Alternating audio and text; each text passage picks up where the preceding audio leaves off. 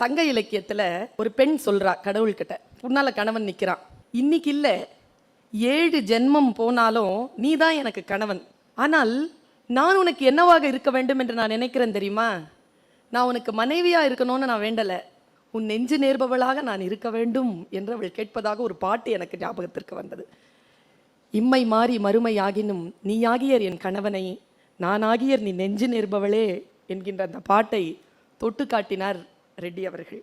ஒரே ஒரு சின்ன விஷயத்தை கத்துக்கிட்டேன், அதுல இருந்து கொஞ்சம் நிதானம் வந்துருச்சு, சொற்களில் நிதானம் வந்துருச்சு. அந்த நிதானமான ஒரு விஷயம் சொல்லட்டுமா? ஒரு பாம்பு ஒண்ணு இருந்துச்சாம். அந்த பாம்பு ஒரு சமையலறைக்குள்ள நுழைஞ்சிருச்சு. அப்படியே நுழையும் பொழுது அங்க ஒரு கத்தி வச்சிருந்துதான். கத்தியில பற்றுச்சு, உடம்பு கிழிஞ்சிருச்சு. கோபத்துல திரும்பி கத்திய முறைச்சிருக்கு பாம்பு.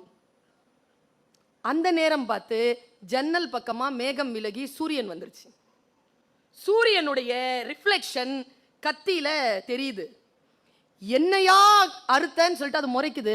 அந்த ரிஃப்ளெக்ஷன் தெரிஞ்ச உடனே வெளிச்சம் வேற காட்டுறியான்னு போய் ஒரு கொத்து கொத்துச்சு, வாய் கிழிஞ்சிருச்சு. அதுக்கப்புறமா கேட்டா வாய வேற கிழிக்கிறியான்னு கட்டி புரண்டுச்சு, துண்டு துண்டா போயிடுச்சுன்னு ஒரு கதை, ஜென் கதை. நீ போராடலாம், யாரோடு என்பதிலே தெளிவு இருக்க வேண்டும். யாரோடு நாம் போராட போகிறோம், எந்த சூழ்நிலையோடு போராட போகிறோம். எனக்கு இந்த 2 டவுட் இருக்குங்க. இந்த பாம்பு இருக்குல்ல, பறவை வச்சு இப்படி ஒரு பாம்பு இருக்குல்ல, அந்த ஐகானுக்கு என்னங்க பொருள்? கருடனும் பாம்பும் ஏன் 2த்தையும் அப்படி வச்சிங்க? சரி, உங்களுக்கு இல்லை இந்த கேள்வி, அவர் சொல்லி விட்டுருவார். அப்புறம் இன்னொன்று பார்த்துருக்கேன், ஒரு ஒரு ஒரு கிளாஸு, அதில் பாம்பு சுற்றி ஒரு விஷம் உள்ளே போயிருக்கும். சவுதி அரேபியா அந்த மாதிரியான ஈஸ்ட் கண்ட்ரிஸ் எல்லாத்துலேயும் வந்து மருந்து கிடைக்கும், அதுதான் ஐகான். அது ஏன்? நீங்கள் எழுதுறீங்கல்ல ப்ரிஸ்கிரிப்ஷன், அதில் கடைசியாக இப்படி ஆர் போட்டு ஒரு எக்ஸ் போட்டிருப்பீங்க, அதுக்கு என்ன அர்த்தம்? எனக்கு இதெல்லாம் தெரியாது, டீச்சர்ன்றதால கேள்வி கேட்டேன். சார் சொன்னார்ல, டோன்ட் அஷ்யூர் கியூர். எல்லாம் முடிச்சுட்டு அடுத்தது வந்து கிரேக்க மொழியா, அது அடுத்தது வந்து இயற்கை இடத்துல விட்டுறதா அந்த ஆர்எக்ஸ் அப்படின்னு சொல்லி நான் ஒரு மருத்துவர் சொல்ல கேள்விப்பட்டிருக்கிறேன்.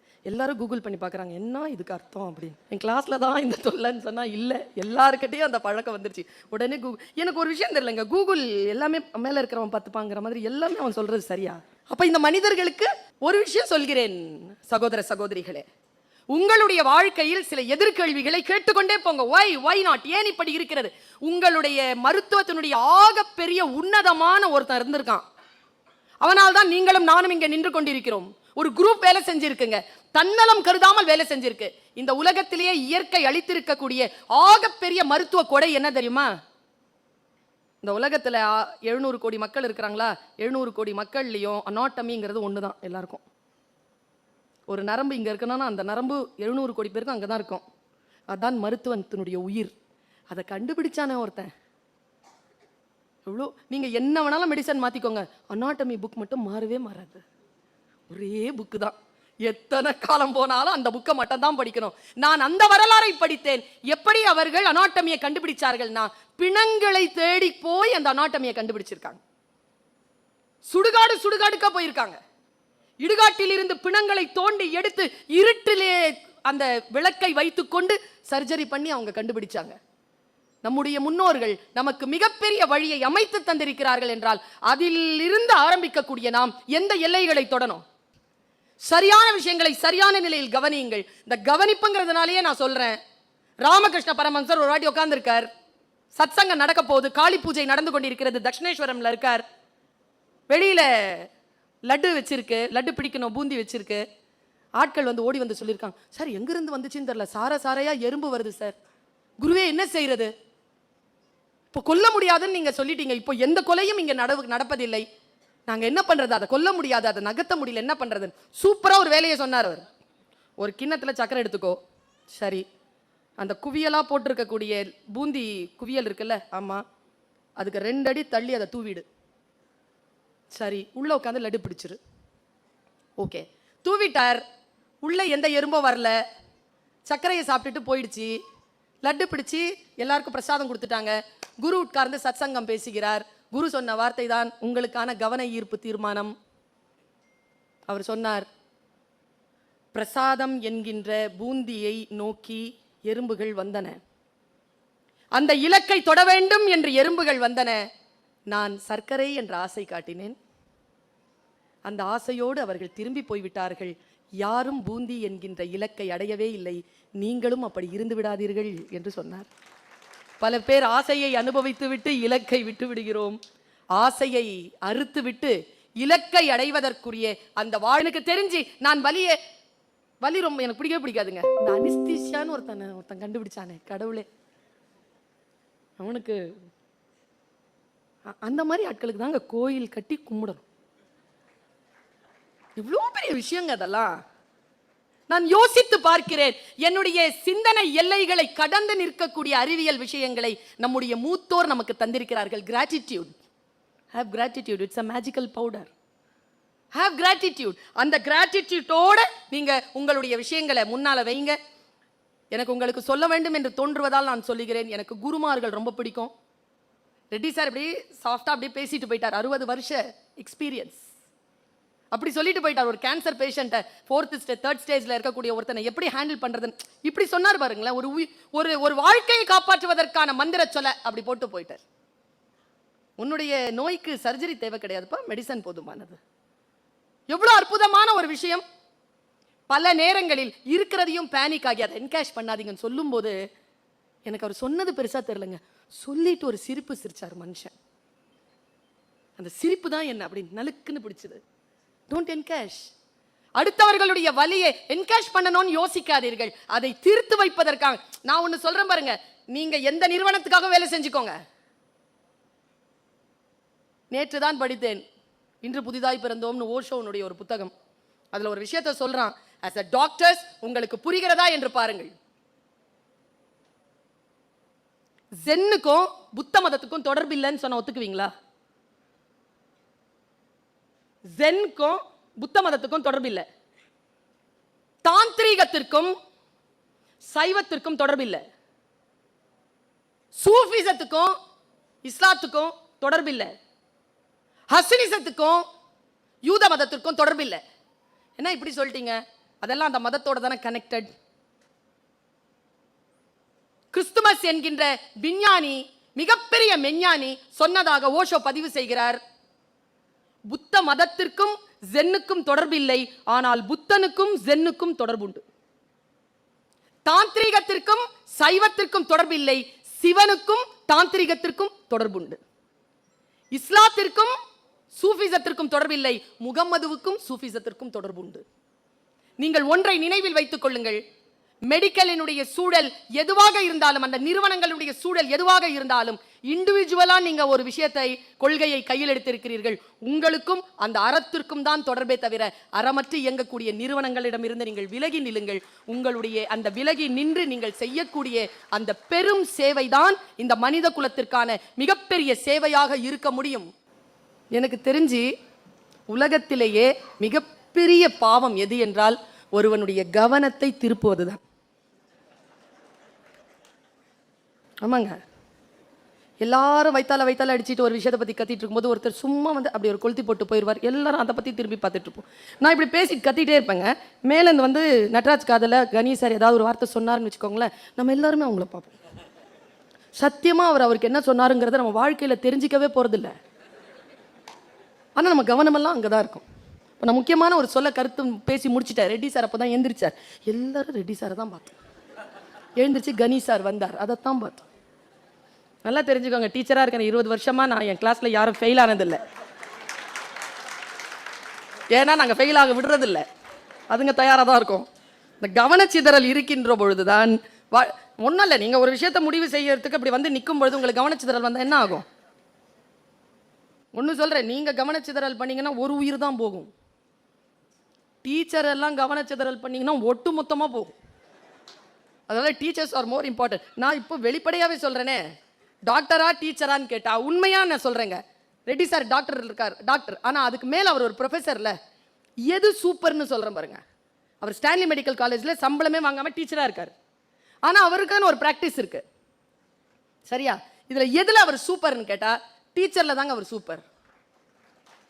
அவர் மற்றதெல்லாம் வந்து அவருடைய எக்ஸ்ட்ராடினரியான விஷயம், அதெல்லாம் விடுங்க. ஏன் தெரியுமா, ஒரு ஸ்டூடெண்ட்டை எனக்கு கடவுள் மீது நம்பிக்கை இருக்குங்க. நான் 2 உடல் உறுப்புகளில், சில தகுதி பெற்ற மனிதர்களின் 2 உறுப்புகளில் நான் கடவுளை பார்க்கிறேன். எங்கள் முறையில் கடவுளுக்கு உருவம் கிடையாது.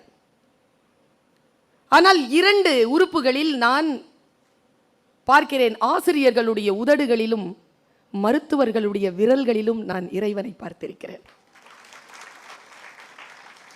நான் யோசித்து யோசித்து நிற்கிறேன். ஒரு மிகப்பெரிய வெற்றியின் படிகளை நீங்கள் தொட்டிருக்கிறீர்கள். பின்னால் வந்த மெடிக்கல் டீன், சவிதா மெடிக்கல் கல்லூரியினுடைய மெடிக்கல் டீன் தாமோதரன் அவர்கள் அதை சுட்டிக்காட்டினார்கள். 80,000 பேர் மேற்படிப்புக்கு தகுதியாகி இருக்கிறீர்கள். நீங்கள் நிலம் பெயர்ந்து, இந்த நிலையை பெயர்ந்து நீங்கள் உங்களுடைய வேலையை செய்யுங்கள் என்று அவர் சொன்ன பொழுது, ஒரு குருவினுடைய உதடு அசைவுகளில் நான் இறைவனை பார்த்தேன். ஏதோ ஒரு செய்தி காற்று வாக்கில் நம்மை அப்படித்தான் வந்து சேரும். நமக்கு ஆசீர்வாதம் இருந்தால் அது நமக்கு புரிந்து போகும். ஜிடி நாயுடு அப்படிங்கிற ஒரு மேதை இருந்தார் கோயம்புத்தூரில். அவரையினுடைய மகனார் ஜிடி கோபால் அவர்களை சந்திக்க நான் சென்றிருந்த பொழுது, அவர் ஒரு பள்ளிக்கூடத்திற்கு என்னை அழைத்து சென்றிருந்தார். அவர் நடத்துகின்ற பள்ளிக்கூடம்.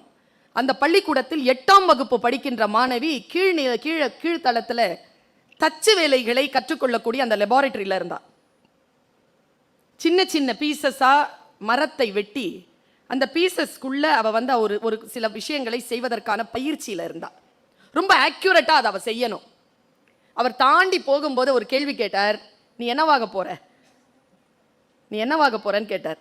அந்த 8ஆம் வகுப்பு மாணவி சொன்னாள், நான் சர்ஜன் ஆக போறேன், நான் டாக்டர் ஆக போறேன். உடனே அவர் சொன்னார், டாக்டர் ஆக போறேன்ற தச்சு வேலை பண்ணிட்டு இருக்கிற. அதுக்கு அந்த பொண்ணு சொன்ன பதில் என்ன தெரியுமா, ஒரு சர்ஜனுக்கு ஒரு உறுப்பை ஆப்ரேட் பண்றதுக்கான அந்த அக்யூரசியில கை சரியாக இருக்க வேண்டும் என்றால் இந்த பயிற்சிகள் எடுத்துக்கொள்ள வேண்டும் என்று என் புத்தி சொன்னது, அதனால் நான் இந்த பயிற்சியை எடுத்துக்கொள்கிறேன்ங்கிறாவ. எங்கிருந்து எங்க திங்க் பண்றாங்க பாருங்க. அதனால்தான் நீங்கள் நீட்டு கொண்டு வாங்க, நீட்டாமா கொண்டு வாங்க, எதை கொண்டு வந்தாலும் தென்னகத்து பிள்ளைகளை ஜெயிப்பதற்கு இன்னொரு தேசத்தில் பிள்ளைகள் மறுபடியும் தான் பிறக்க வேண்டும். ரொம்ப நீட்டா சிந்திக்கிறீர்கள். வாய்ப்பு உங்களுக்கு வந்திருக்கிறது. உங்களுக்கு சொல்லுவதற்கு என்று இந்த ஆசிரியரிடத்திலும் இந்த உங்களுடைய சகோதரியிடத்திலும் சில சொற்கள் உண்டு. எத்தனையோ பேர் முடியாது என்று விட்ட இடத்தில் தான் நீங்கள் முடியும் என்று நின்றிருக்கிறீர்கள். முதல்ல அதுக்கே நீங்க நிமிர்ந்து உட்காரலாம். யாரெல்லாம் நிமிர்ந்து உட்கார்ந்து இருக்கிறீர்களோ, இப்போ நான் சொன்னதுக்கு அப்புறமா நிமிர்ந்து உட்கார்ந்தீங்களோ, அவங்க வாழ்க்கையில் ஒரு அதிசயம் நடந்திருக்கிறது. 2 இன்ச்சு இப்பவே உயர்ந்திருக்கிறீங்க. சும்மா உட்கார்ந்த இடத்துல இருந்தே நிமிர்ந்து உட்கார்ந்தா 2 இன்ச்சு உயரலானா, வாழ்க்கையில் இவர்களுடைய பேச்சை எல்லாம், அனுபவங்கள் எல்லாம் கேட்டுக்கொண்டு அதன்படி நடந்தால் எவ்வளவு உயரலாம். ரொம்ப நீட்டா மனசை அலர்ட்டா வச்சிருங்க. அதான் ஜெயிக்கிறதுக்கான வழி. டாக்டர்ஸ்லாம் ரொம்ப சீரியஸாக இருப்பாங்கன்னு சொல்லி நான் கேட்டிருக்கேன், ஆனால் கிடையாது. உண்மையிலேயே ஹியூமர் அப்படிங்கிற ஒரு குவாலிட்டி எந்த டாக்டர் கிட்ட இருக்குதோ அவர்தான் மிக சிறப்பான மெடிக்கல் பிராக்டிஷனராக இருக்கிறார். ஹியூமர் இருக்கணுங்க. ஹியூமர் இல்லைன்னா அவன் ஏற்கனவே பாதி செத்து தான் வருவான்.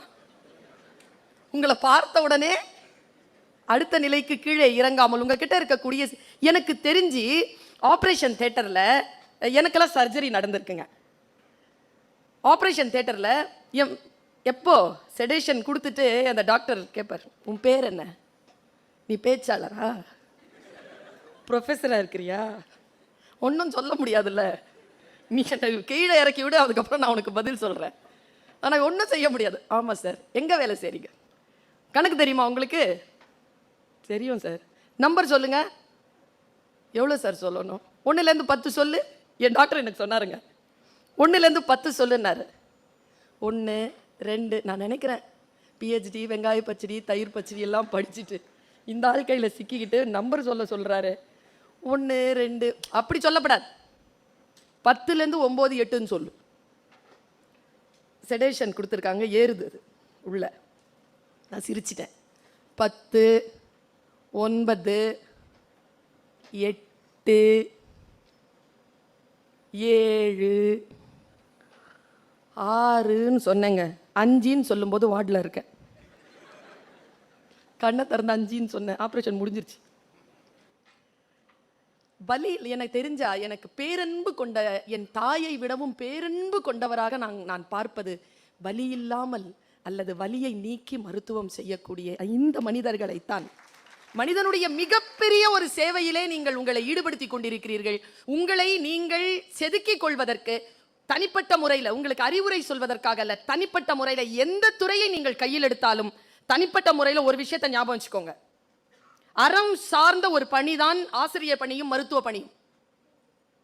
அதுதான் ரெட்டி சார் வேற வேற விதமா உங்களுக்கு சொல்லிட்டு போனார். அறம் சார்ந்த ஒரு பணி. இந்த அறம் சார்ந்த ஒரு பணியை கல்வியும் மருத்துவமும் கையில் எடுத்துக்கொள்ளவில்லை. இன்றைக்கு அது ரொம்ப எக்ஸ்பென்சிவா போயிடுச்சு. ஆனா அதை கையில் கொடுத்திருக்கக்கூடிய இறைவனுக்கு நன்றி. நான் ஆசிரியராக நிற்கிறேன், நீங்கள் மருத்துவராக நிற்கிறீர்கள். ரெண்டுமே ரொம்ப நோபல் ப்ரொஃபஷன், ரொம்ப மிகப்பெரிய ப்ரொஃபஷன். இறைவனுடைய மிகப்பெரிய பெருங்கருணை இல்லாமல் அந்த ப்ரொஃபஷன் அவ்வளவு சீக்கிரமா மற்றவர்கள் கைக்கு வராது. நான் சமீபத்தில் ஒருத்தருடைய பேச்சு கேட்டேங்க. என் மனசில் சில சிந்தனைகள் வருகின்றன. ஒரு தச்சு வேலை செய்யக்கூடிய குழந்தை சர்ஜன் ஆகிறதுக்கான ஒரு லிங்க் எப்படி கொடுத்துச்சோ, பெரிய விஷயங்களை சிந்திப்பதற்கான வார்த்தைகளை நான் இதோ உங்களுக்கு தருகிறேன். என் வார்த்தைகளிலிருந்து அடுத்த கட்டத்திற்கு போய் உள்ள இன்பிட்வீன் லைன்ஸ் நீங்க வாசித்துக் கொள்ளுங்கள். ஒருவர் பேசிக் கொண்டிருக்கிறார், நான் அவர் பேச்சை கேட்கிறேன். ஆசிரியராக இருக்கக்கூடிய எனக்கும் அவருடைய பேச்சுக்கும் பணிக்கும் எந்த தொடர்பும் இல்லை என்று என்னால் விலகிவிட முடியும். ஆனால் ரொம்ப ஆழமா பண்ணனா என்னால் இன்டர் கனெக்ட் பண்ண முடியும். அதை எந்த சொல்லையும் யார் ஒருவர் இன்டர் கனெக்ட் பண்ணிக்கிறாங்களோ அவர்கள் அந்த துறையில் ஜெயிக்கிறார்கள். நீங்க புத்தருடைய ஒரு மந்திரம் கேட்டிருக்கீங்களா? புத்த மதத்தினுடைய மந்திரம் எப்பவுமே அந்த சாதுஸ் அந்த மாங்க் சொல்லிக்கிட்டே இருப்பாங்க. புத்தம், அப்புறம் தம்மம் சரணம், ரெண்டாவது சங்கம் சரணம் கச்சாமி, மூணாவது தர்மம் சரணம் கச்சாமி. 3 பெற்றோர்கள் தான் சொல்லுகிறீர்கள், பிள்ளைகளுக்கு தெரியல பாருங்க, இல்லை தெரிந்தும் சொல்லாமல் இருக்கிறார்கள். இதுல ஒரு ரகசியம் அடங்கி இருக்கு. நான் இதை உங்களுக்கு இன்றைக்கு சொல்லுகிறேன். உங்களுடைய 20-25 வருட அனுபவத்திற்கு பிறகு வேண்டுமானாலும் இதை நீங்கள் நினைத்துக் கொள்ளலாம். புத்தம் சரணம் கச்சாமி என்ன அர்த்தம்னா, ஒரு துறைக்குள் நீங்கள் போகிறீர்கள் என்றால் ஒரு தனி மனிதனுடைய ஏதோ ஒரு அழைப்பின் பேரில் தான் அந்த துறைக்குள் போயிருப்பீர்கள், இல்லைன்னா ஏதோ ஒரு இன்ஃப்ளூயன்ஸ்ல தான் போயிருப்பீங்க. அதனால் அந்த குருவிற்கும் யார் உங்களை இந்த துறைக்கு அழைத்து சென்றார்களோ அவர்களுக்கும் சரணம். புத்தம் சரணம் கச்சாமி. சரி, புத்தம் சரணத்தோடயே இருந்துடலாமா? இல்லையா. புத்தர் எங்கே கூட்டிட்டு போனாரோ அந்த சங்கம் சரணம் கச்சாமி, அந்த சங்கத்தோட நிக்கணுமா, அந்த இன்ஸ்டிடியூஷனோட நிக்கணுமா? சரி, இன்ஸ்டிடியூஷனோடயே நின்னுடலாமா? இன்ஸ்டிடியூஷன் மாற வேண்டாமா? தாமோதரன் சொன்ன மாதிரி மாறலாம். தனி மனிதனை புத்தனை விட்டு சங்கத்தை விட்டாலும் அந்த புத்தனும் சங்கமும் போதித்த கொள்கையை விட்டு ஒரு நாளும் மாறக்கூடாது என்பதற்காக தம்மம் சரணம் கச்சாமி என்று சொல்கிறார்கள்னு அவர் சொன்னாருங்க. தனி மனிதனும் இன்ஸ்டிடியூஷனும் முக்கியம் இல்லை, மிக முக்கியம் நாம் எடுத்துக்கொண்டிருக்கக்கூடிய கொள்கை தான். மனித சேவை என்கின்ற இந்த கொள்கையிலே நம்மை நாமே மிக ஆழமாக இணைத்துக் கொண்டிருத்தல். பணம் எல்லாரும் சம்பாதிக்கலாங்க, பணம் சம்பாதிக்கிறதுக்கான ஒரு பெரிய விஷயம் ஒன்றும் கிடையாது இந்த உலகத்துல. வேலை செஞ்சா பணம் கிடைக்கும், ஆனால் எவ்வளவு என்பதுதான். வேதாத்ரி மகரிஷி சொல்கிறார், நீ 5 கோடி சம்பாதிக்கிறியா, சம்பாதிச்சுக்க, ஆனா சாவரத்துக்குள்ள அதை சமூகத்திற்கு திருப்பி கொடுத்துட்டு போயிடு. அதே மாதிரி சம்பாதிச்சுனார். கஷ்டங்க. 1 கோடி சம்பாதித்து விட்டு நம்முடைய குடும்பத்திற்காக செலவு செய்து கொண்டாலும் பிறகு மறுபடியும் அந்த கோடியை சம்பாதித்து திருப்பி கொடுக்கணுமா சமூகத்துக்கு.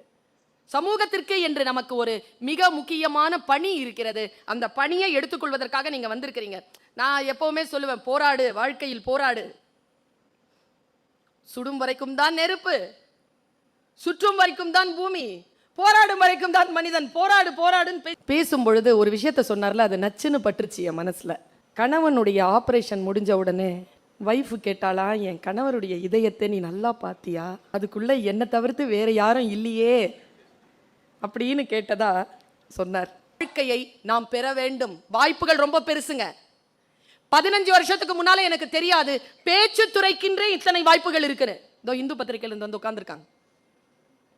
பேச்சு துறையில இவ்வளவு பெரிய ஒரு வாய்ப்பு இருக்குதான் எனக்கு தெரியாது. லிட்ரேச்சர் படிச்சா இவ்வளவு பெரிய வாய்ப்பு இருக்கான்னு எனக்கு தெரியாது. இருக்குங்க. இங்கே உட்கார்ந்து இருக்கக்கூடிய ஆட்கள் இருக்கிறீங்க இல்லையா, இது வந்து ஒரு மூங்கில் காடு.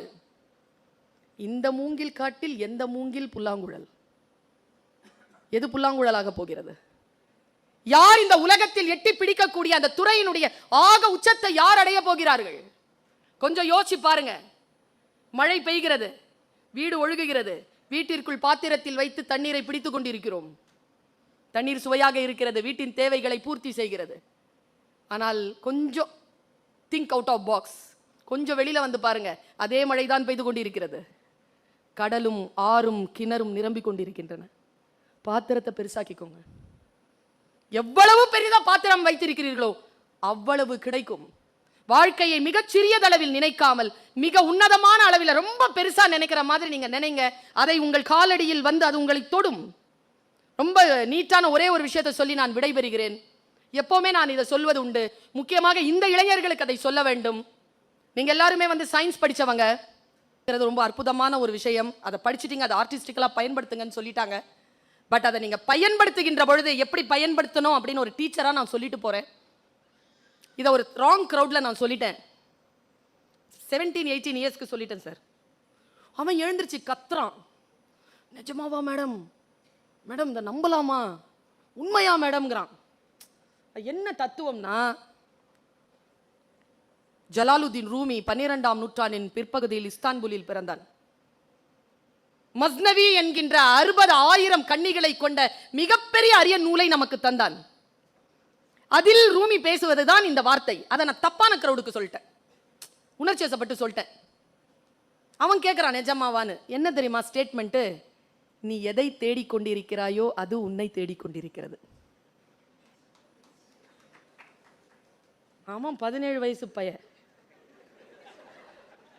நிஜமாவா மேடம், ரூமியே சொல்லிட்டாரா மேடம், அவ்வளோ பெரிய தத்துவமா மேடம்ங்கிறான். நான் உனக்கு சொல்கிறேன் பாருங்க, அதை உங்களுடைய விஷயத்துக்கு அப்ளை பண்ணுங்க. நான் கொஞ்சம் இயற்கையிலேயே இந்த ஊருக்கு பிறந்தா நான் கொஞ்சம் ஹைட்டுங்க, 2 இன்ச்சு நான் ஹைட்டு. என்னால் பஸ்ஸில் உட்கார முடியாதுங்க. பஸ்ஸில் உட்காந்தேன்னா அந்த முதல்ல பஸ்லாம் முட்டி இடிக்கும். அவன் பிரேக் போட்டானா முட்டி வலிக்கும். முட்டி இடிச்சிருமோ முட்டி இடிச்சிருமோ முட்டி இடிச்சிருமோன்னு பஸ்ஸில் ஏறும்போதெல்லாம் நினைப்பேங்க. 12 வருஷம் நினச்சேங்க இதை. 13ஆவது வருஷம் 2 வீலரில் போகும்போது கீழே விழுந்து முட்டி உடஞ்சிருச்சு. இப்போ புரியுதா? நீ எதை தேடிக்கொண்டிருக்கிறாயோ அது உன்னை தேடுகிறது. இது வெறும் சொல்லல்ல, ஆழமான மனதிலே நான் இதைத்தான் தேடுகிறேன், என் உச்சம் இதுதான் என்று யார் ஒருவர் ஆழமாக நினைத்து காட்சிப்படுத்துகிறீர்களோ அது உங்களை வந்து சேரும். இது இயற்கை. மரணத்தை தேடுகிறீர்களா? வரும். பயத்தை தேடுகிறீர்களா? வரும். மகிழ்ச்சியை தேடுகிறீர்களா? வரும். எதை ஆழமாக நினைக்கிறோமோ அது நம் காலடிக்கு வரும். காட்சிப்படுத்துங்கள். மிக உன்னதமான நிலையை எவ்வளவோ அடில்ஸ் தாண்டி வந்துட்டீங்க. பிலிப்பைன்ஸ்லாம் போய் படிக்கிறது சிரமங்க. வெளியூர்ல ஒரு நாள் 2 நாளே தங்க முடியாது. இத்தனை வருடங்கள் வெளியில் போராடி அதுவும் இல்லாமல் தாயகத்திற்கு வந்து தாயகத்திலும் தகுதி பெற்று உட்கார்ந்திருக்கிறீர்கள் என்றால் இறைவன் உங்களை வேறு எதற்காகவோ தேர்ந்தெடுத்து இருக்கிறான். அந்த தேர்ந்தெடுக்கக்கூடிய அதை கனவு காணுங்கள், காட்சிப்படுத்துங்கள். நிச்சயமாக உங்களுடைய எல்லையினுடைய உச்சத்தை நீங்கள் தொடுவீர்கள். ஒரே ஒரு சொல்தான், சிகரம் தொடுவது என்பது. ஐபிஎஸ் நடராஜன் சார் இருக்கார்ல, பயமா இருக்குங்க அவரை பத்தி நினைக்கிறதுக்கு. அவர் சாதாரணமாக தானே உட்கார்ந்துருக்காரு, ஒரு எம்எல்ஏங்க அவர், அவ்வளவுதான். எத்தனையோ பேர் எம்எல்ஏ ஆகுறாங்க. ஏன் நான் நடராஜன் சார் பத்தி பேசணும்?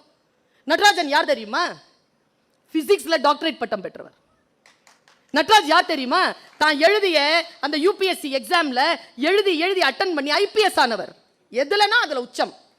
ஐபிஎஸ் ஆகி பிசிக்ஸ் படிச்சுட்டு ஐபிஎஸ் ஆகி எல்லா வேலையும் முடிச்சதுக்கு அப்புறம் வீட்டில் போய் முழங்கால் கை கால் வலிக்குதுன்னு படுத்துக்காம சமூக சேவைக்காக வந்து நின்று எலெக்ஷன்ல நின்று ஜெயிச்சு எம்எல்ஏ ஆனவர். என்ன எனர்ஜிங்க அவர்கிட்ட. Take him as a syllabus. Reddy சாரை பாருங்களேன், take him as a syllabus. என்னத்தா படிச்சு என்னத்தா வந்து என்ன இப்படிங்கிறான். 12 வயசு 13 வயசுல இப்படிங்கிறான். 20 வயசுல ஐ எம் வெரி டயர்ட். 40 வயசுல என்ன பண்ணுவ? Stay alert, be aware. பெரியவர்களை எல்லாம் பாருங்கள். என்ன வயது இருக்குங்க அவங்களுக்குலாம்? அந்த வயதுல முதல்ல அப்படி இருப்போமான்லாம் நமக்கு தெரியாது. முதல்ல அந்த வயது வரைக்கும் இருப்போமான்னு யோசிப்போம். அலர்ட்டா சில பேர் வந்து நின்று பேசுகின்ற பொழுது அவர்களுடைய சொற்களை விட அவர்களுடைய எக்ஸிஸ்டன்ஸ் இருக்குல்ல, அது நம்மை ஆசீர்வதிக்கக்கூடிய எக்ஸிஸ்டன்ஸ். இங்க உட்கார்ந்திருக்க உங்களுடைய எக்ஸிஸ்டன்ஸ் இருக்குல்ல, ஆசீர்வதிக்கக்கூடிய எக்ஸிஸ்டன்ஸ். அந்த எக்ஸிஸ்டன்ஸ், அந்த பவர், அந்த எனர்ஜி, அந்த சக்தி நிலையை சரியா உள்வாங்கிக்கோங்க. இவர்கள் அந்த இன்னிங்ஸை இவங்க என்ன தெரியுமா 10வது ரவுண்ட் ஓடிக்கிட்டு இருக்காங்க. 10வது ரவுண்ட் ஓடிக்கிட்டு இருக்காங்க. நீங்க இப்போதான் தொடங்கி இருக்கீங்க. எவ்வளவு எனர்ஜியோட தொடங்கணும். நல்ல எனர்ஜியோட வாழ்க்கை தொடங்குங்கள். யார் எதை பார்த்தாலும் அதை ஒரு சப்ஜெக்டா, அதை ஒரு சிலபஸா மனசுக்குள்ள எடுத்துக்கோங்க. கற்றல் என்பது நிகழ்ந்து கொண்டே இருக்க வேண்டும். உங்களுக்கு எதுக்கு பிராக்டிஷனர்னு பேரு? பிராக்டிஸ் பண்ணிட்டே இருந்தா தான் அதுக்கு பேர் டாக்டர். நான் டாக்டர் ஆயிட்டேன் இல்ல, டாக்டரா இருக்கிறியா? டெய்லி பிராக்டிஸ் பண்றியா? பிராக்டிஸ், பயிற்சி. என்ன வார்த்தைங்க அது? டெய்லி பயிற்சிங்க. உங்களுக்கு பயிற்சி செய்பவன் தான். அதுவும் பாருங்களேன், தொழில்னு சொல்லாம அதை பயிற்சின்னு சொன்னா பாருங்க. நீங்கள் பயில வேண்டும், பயிற்சி செய்ய வேண்டும், அன்றாட வாழ்க்கையை ஏதேனும் ஒன்றை கற்றுக்கொண்டே இருக்க வேண்டும். அப்படிப்பட்ட அந்த வாழ்க்கையை, ஆரோக்கியமான வாழ்க்கையை, யாரும் சொல்லுவாங்க டாக்டர்ஸ் கிட்ட போய் டாக்டர்ஸ் என்ன நல்லா ஆக்கிடுங்க டாக்டர்ஸ் சொல்லுவாங்களே தவிர, டாக்டர்ஸ் நீங்க நல்லா இருக்கீங்களான்னு யாரும் கேட்கறதே இல்லை. நான் கேட்கிறேன், நீங்கள் நன்றாக இருக்க வேண்டும், நீங்கள் ஆரோக்கியமாக இருக்க வேண்டும். எங்களை எல்லோரும், எங்களுடைய அடுத்த ஜெனரேஷனை பார்த்துக்கிறதுக்காக உங்களுடைய வாழ்க்கையும் உடலும் வளமோடும் சிறப்போடும் இருக்க வேண்டும் என்று நான் வணங்குகின்ற இறையை வணங்கி உங்கள் அத்துணை பேரையும் வாழ்த்தி விடைபெறுகிறேன். நன்றி, வணக்கம்.